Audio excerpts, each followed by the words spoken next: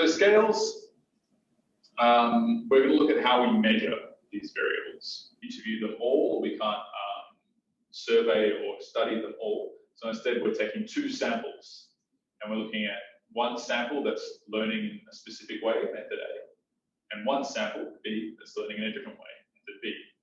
And we're basically saying what we're going to do is compare these 2 teaching methods, and then we're going to test the scores of the students and see if one method gets higher scores than the other one. This set 1 here would have a much higher range, would have a higher standard deviation, mean deviation, interquartile range, and this one would have a lower interquartile range, standard deviation, mean deviation, and range, because it's saying everything's close together. Please have a look at that. Next Monday, we're going to be, basically the whole day next Monday is going to be me helping you with getting your report together. So if you haven't started your survey yet, if you haven't written the questions, if you haven't sent it to people, do that now. Do that as soon as you can, so that we have on Monday, you have something to work with. I have some results on Monday so that I can say, here we go, this is what we've got, this is how we can put it into that report. Because this, you can see here, Module 9, Module 10, report preparation. It's all about putting that stuff into a report. So that's your secondary research. Then you're going to combine that with your primary research and say, well, I surveyed 40 international students and it was similar. They said 36% of them are in home stays. So my secondary research and my primary research agree the same. Hi guys, it's me Susila Manandar, and I'm going to presentation about impact of modern technology in education.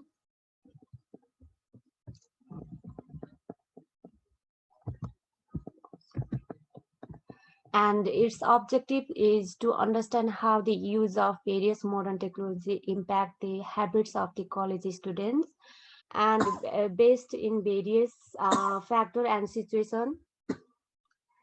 The answers are mixed up, but majority respond believe factors and situations.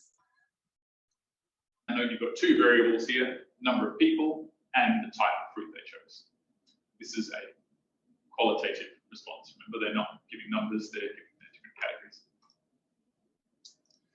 Do the same with a pie chart or a pie graph. So remember, the 100%, everyone you spoke to is the whole pie chart. So we've got 140 trend line. So it's saying, okay, the average, the trend through here is generally rising. So we could say, look, most of the people who got a low score didn't study very much. Most of the people who got a higher score did study. I don't know if these 52% of people are the same people who, are they people who've been here less than 6 months or between 6 months and a year or more than 2 years, whatever. I can't make a connection between those 2 variables. The program doesn't do that for me. What I can do if I want to is look at the individual responses and see here that student number 1, so you can understand how that would be a problem, because if we're trying to look at a relationship between these 2 things, it's going to give us issues. So what can we do about this? Well, there is an option for a type of question that can maybe give us both responses. Let's try that out here. First of all, let's look at our different methods and remind ourselves where we are. We talked about different types of descriptive and inferential methods before. The descriptive one goes up, the other one goes up. That's a relationship that has probably a correlation, probably a pattern there. One is affecting the other one. People are buying ice cream because it's hot. Oscar, are you ready to tell us about yours? Yes, but I want to ask another question first. Okay, so my topic is public attitude towards traditions in festivals, and the festival I'm doing is Spring Festival. I can see that actually lots of people like the customers. People didn't like this, and then you explained why they didn't like it, so that was excellent. All right. Thank you very much, Oscar. Let's jump forward. So we've got Aaron now. Aaron, are you ready to tell us about your research now?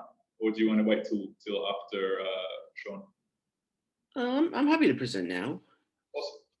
So got to figure out how to get this thing working because I don't normally share my screen on Zoom. Actually, this is probably the first time ever. You can just skip back and forward from slides and stuff. It doesn't have to be perfect. All right. So my research objective was how has the popularity of podcasts changed over a period of 10 years? And when I approached this, I set myself 3 different research targets. The first one was comparing and contrasting podcast viewership numbers and ratings between different podcasts across 10 years. I chose this because choosing 3 different podcast sets with different genres and motives would be interesting as they would represent different demographics.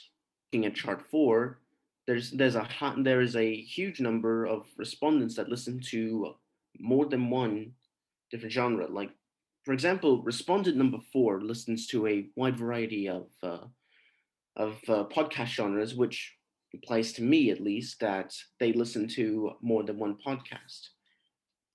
Awesome, that looks great, Aaron. Thank you. You can see a lot of, especially your analysis of the limitations there was really good. All right. So here's the difference. And now we can see why it's important to use bivariate questions if that's what we're asking. If what we want to know is a relationship, for example, do people who get more sleep perform better on exams, or do people who ride their bicycle every day report greater happiness or anything like that? So to look for a correlation. Only a multivariable question would. So what does a multivariable question look like? Let's have a quick look-see in our Google Docs here. So let's say I wanted to make a docs. I want forms. Okay.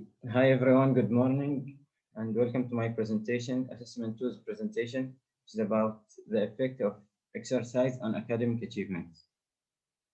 Some of them say no, it has no effect. Then I asked them what's the positive aspects of this exercise. Always 70% chose sometimes and 10% chose never. As you can see, the highest percentage of male chose sometimes, also for females chose sometimes. So I inferred that whether male or female, they feel homesickness when they are alone. And my secondary research supports that by saying gender was not found to be associated with homesickness in several studies. How many hours do you sleep? I'm the only one who choose the more than 10 hours. Okay. Sleep well. Yeah, still. It's a lot of sleep. Yeah. What about your secondary research? Secondary research. Did you have any specific kind of good articles or anything that you found there? I just want to make sure everyone understands. So when we see this word impulse buying, this type of buying he's talking about, it's when you not planning to buy something, you don't say, oh, I need to buy a new book. I'm going to look for what book I want. Instead, it's when you see something and you quickly go, oh, that looks good. I think I'll buy that. And you weren't planning to buy it. We call that impulse buying. So it's like unplanned buying. So I'll upload your results for this presentation today, or your feedback for this presentation today. And then hopefully today or tomorrow, whenever I finish your assessment 2 results, I'll upload them, and then we're done. And that's the end of the unit.